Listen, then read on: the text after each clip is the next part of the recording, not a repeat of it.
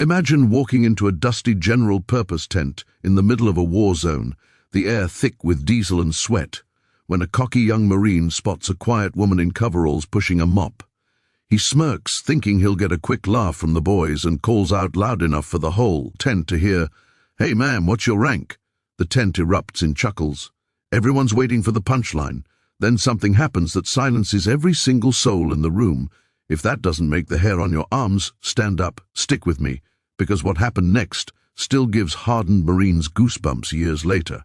And if you love stories that remind you why we stand for the flag, hit that subscribe button right now so you never miss one. Camp Leatherneck, Afghanistan, 2011.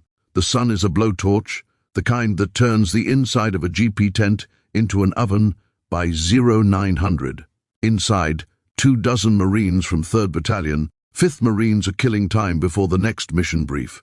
They're loud, restless, running on Red Bull and no sleep. In the corner, a civilian janitor in tan coveralls and a hijab quietly mops the plywood floor.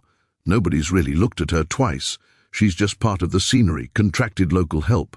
Lance Corporal Jake Rico, the unit's resident smartass, who once got written up for drawing a cartoon devil on the company gunny's whiteboard, spots her and sees an easy target. He cups his hands and yells, "Yo, ma'am, quick question, what's your rank?" The tent explodes. Guys slap the tables, howling. Rico bows like he just dropped the mic of the century. The woman stops mopping. Slowly, she sets the mop against a crate and turns around. She's maybe 5'3", soft-spoken, eyes the color of desert sand. She doesn't smile. She just looks at Rico and says in perfect calm English, "Sergeant Major, United States Marine Corps, retired." You could hear a pin drop on the plywood. Rico's grin freezes. The laughter dies in every throat like someone yanked the plug on a speaker. Because every Marine in that tent suddenly notices the tiny retired USMC pin on her coveralls they all somehow missed, and the faint scarring on her hands that look a lot like old burn marks.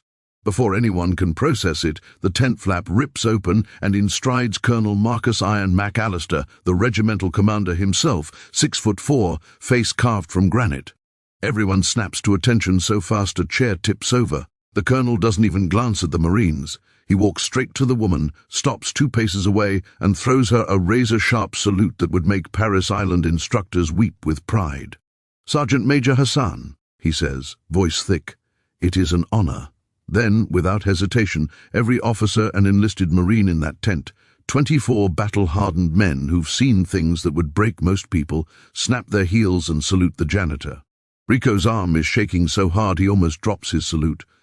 Her name is Fatima Hassan. 25 years earlier, long before any of these Marines were even born, she was the first Muslim woman to pin on Sergeant Major in the Marine Corps.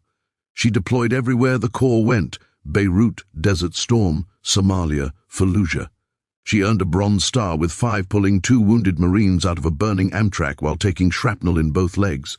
The burn scars on her hands, that's from dragging a dying 19-year-old private off a rooftop in Ramadi while the building burned around them.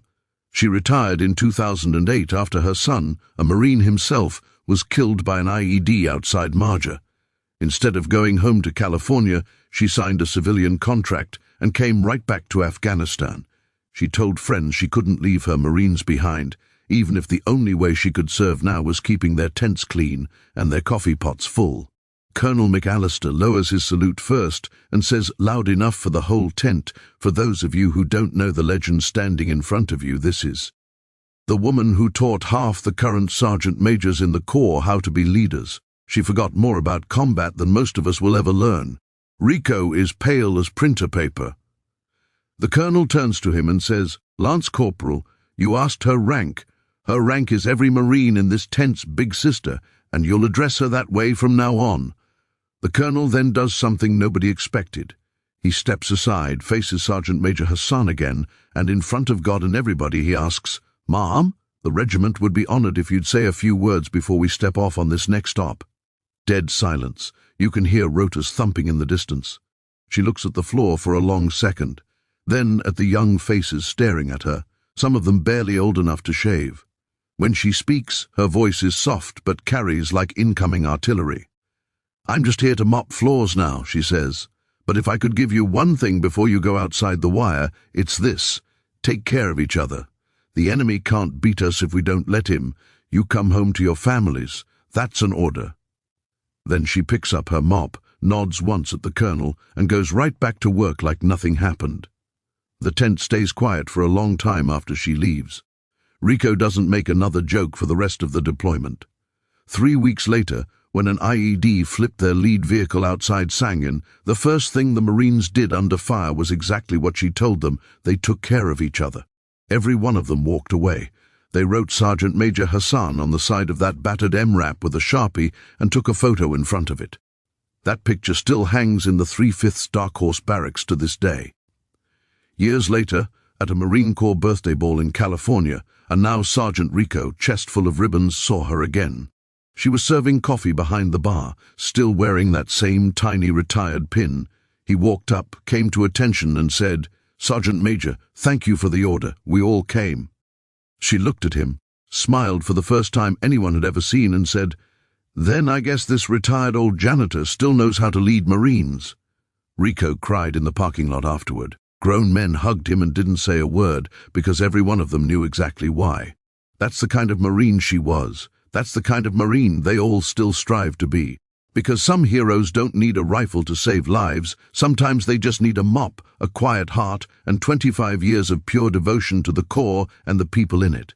So tell me in the comments, from which part of the country are you watching this video right now? Drop your state or your town. Let's show the world how big this Marine family really is. Semper Fi.